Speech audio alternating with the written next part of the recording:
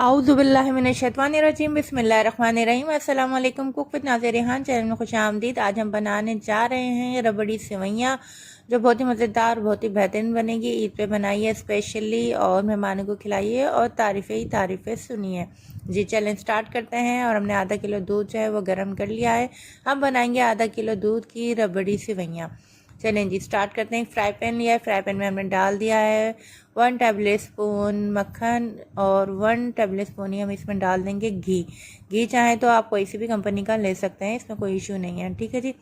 अब इसमें हम डाल देंगे 4 अदद छोटी इलायची, जिससे खुशबू बहुत अच्छी आती है और सेवइयों में भी बहुत अच्छा सा जायका आ जाता है।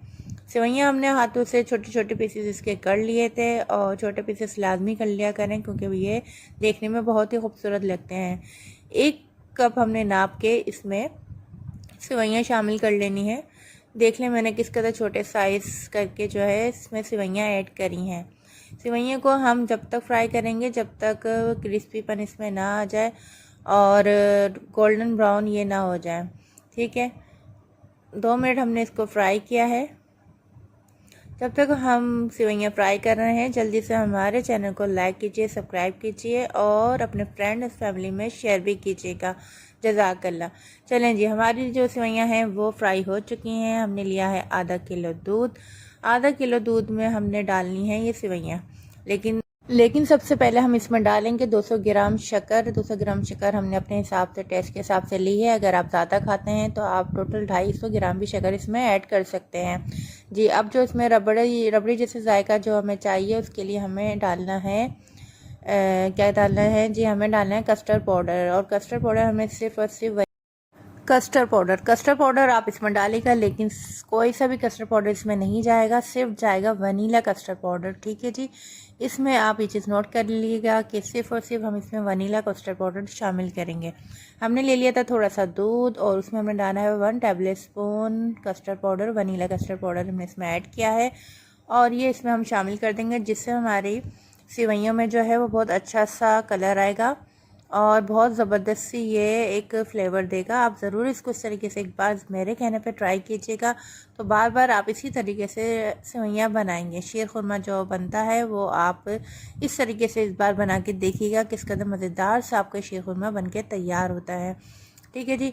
अब हमने इसमें चीनी भी डाल दी है, सेवइयाँ भी डाल दी हैं। अब इसमें जो रह गया है वो रह गया है ड्राई फ्रूट इसमें हम ऐड करेंगे। बादाम, पिस्ते जो भी आप डालना चाहें वो डाल सकते हैं, छुआरे भी इसमें ऐड कर सकते हैं।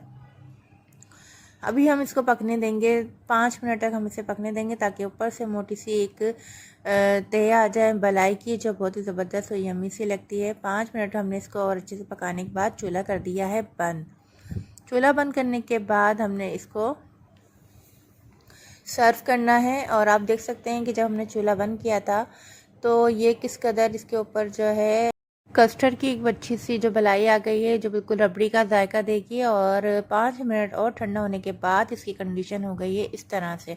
अच्छा जी, जब ये मज़ीद ठीक हो जाएगा, जैसे हम अक्सर ऐसा करते हैं कि हम शीर खुरमा रात में बना के रख लेते हैं और अक्सर लोग सुबह बनाते हैं, लेकिन सेवइयाँ बनाने के बाद आपने नोट करा होगा शीर खुरमा बनाने के बाद कि हमारी जो बाद में जो शीर खुरमा है वो गाढ़ा हो जाता है, तो उसमें आप मज़ीद ऊपर से गर्म दूध शामिल कर सकते हैं। और आप देख सकते हैं माशाल्लाह ज़बरदस्त सी हमारी शीर खुरमा या रबड़ी सेवइयाँ जो हैं हो गई हैं तैयार। बहुत ही मज़ेदार, बहुत ही यम्मी सी हैं।